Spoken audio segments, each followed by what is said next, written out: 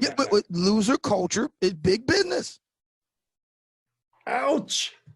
If you're a loser, there are people who make a lot of money convincing you why you're a loser and why people need to cater to your being a loser. And look what happened to the singer Lizzo, right? So you got, I mean, she's there's nothing attractive about that.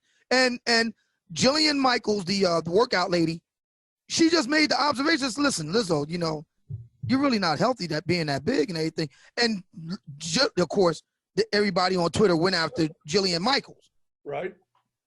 But we all see that Lizzo is a walking Jabba the Hutt. Oh yeah, she was diabetes, cancer, and heart disease, all three waiting to happen. And the thing about that is, it wouldn't be so bad if she just did her thing, sang and made records, and if people want to go and see her and all of her fatness there, whatever, if they want to see that, that's their business. She wants to impose herself onto everybody else.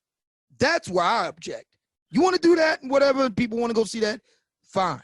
Don't bring that over here telling me I got to accept you. No, I don't. I don't have to. It's just like with the whole gay marriage thing with the gay cake incident.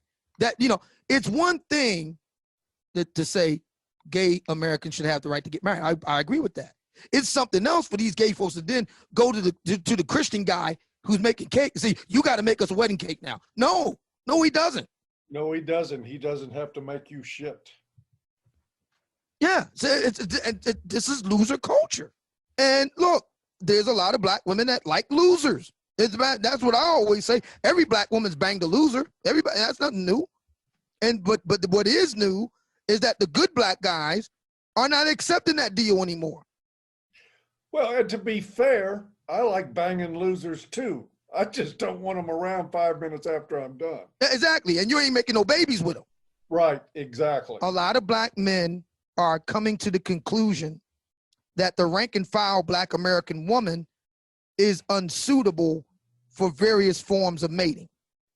Long-term, first and foremost, marriage, so forth, but even in short-term sense, because they have so many deficits, kids, weight, attitudes, debt, and so on.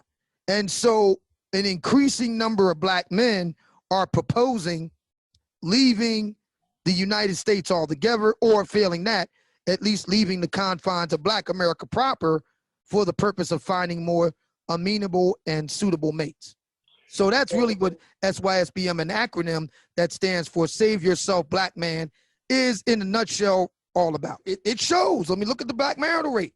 At present, under 30%. All-time low since census records were kept coming out of Reconstruction. And projected to fall even further with black millennials. It's projected to fall under 25%. That tells you right there. Devastating consequences. Yeah. Yeah. So is there a way out? That's why SBM. Yeah. In other words, no. Yeah. I mean, unfortunately, we're in a situation where this is going to have to kind of burn itself out. You know, Generation X, I'm Generation X. A lot of black women in that cohort are fixed in terms of where they are, and it's a free country. They have a right to be who they want to be and do what they want to do. I mean, you know, but that doesn't mean me or any other black man has to take it.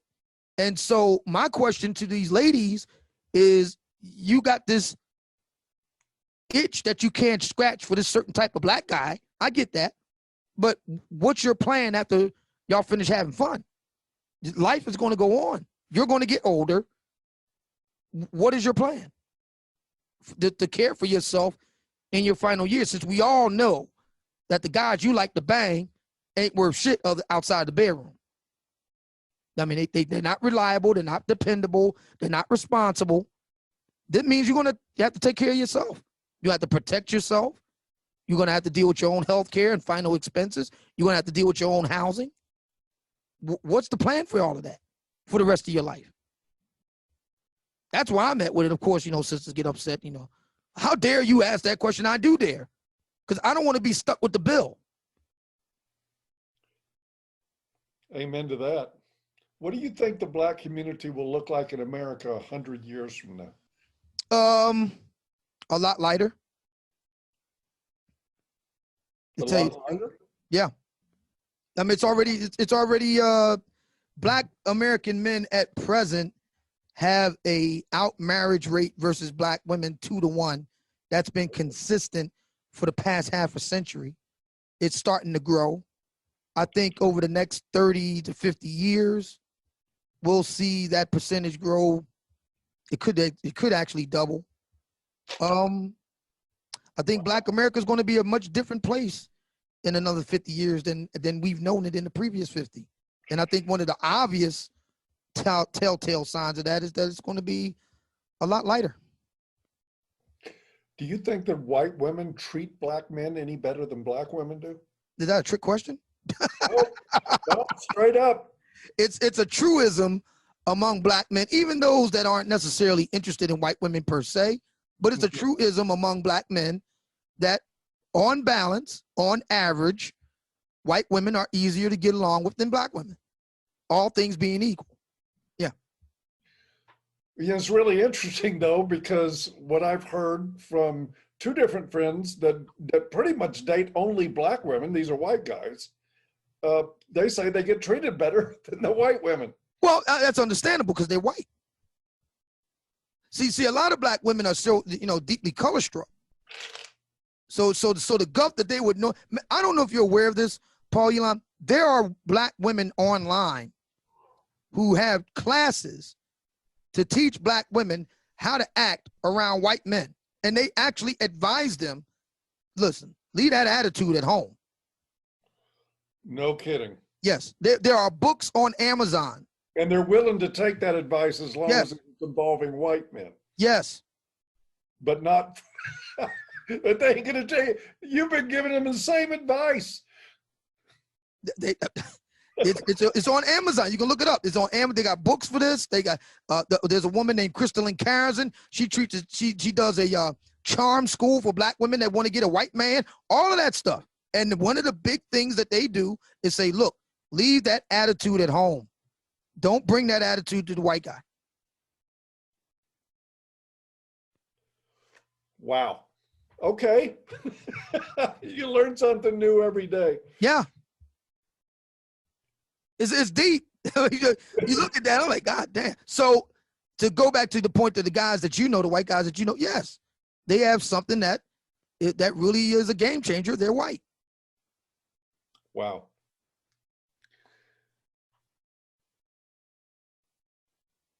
See, this is the part where you say something. Yeah, I'm dumbstruck. I say, oh, man, black guys are fucked. Yeah, it's deep. I mean, you can't make Hollywood screenwriters can't make this shit up, man. Now, did you see that? They were like, "Oh my god, I can't." And Hollywood it's huge. Never tell this story. No, and Carrison and black women like her across social media, they making money with this. God bless them for it. I mean, I'm not against them earning a living, but they're making a nice bit of coin selling this to other black women.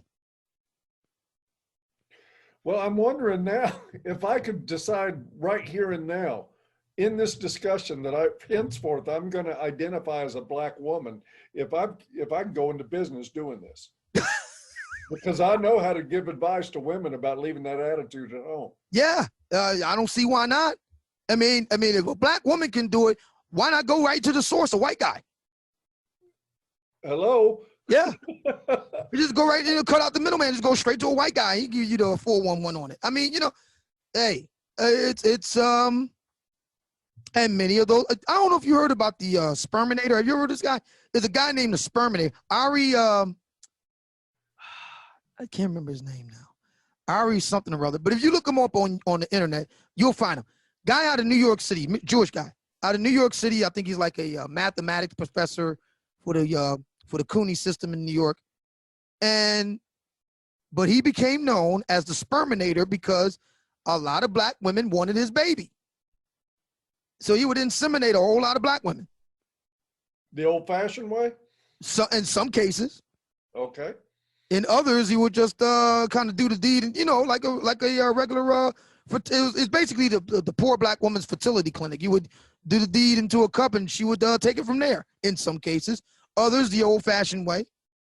I mean, it was a big story, I guess 2 years ago, something like that. And Ari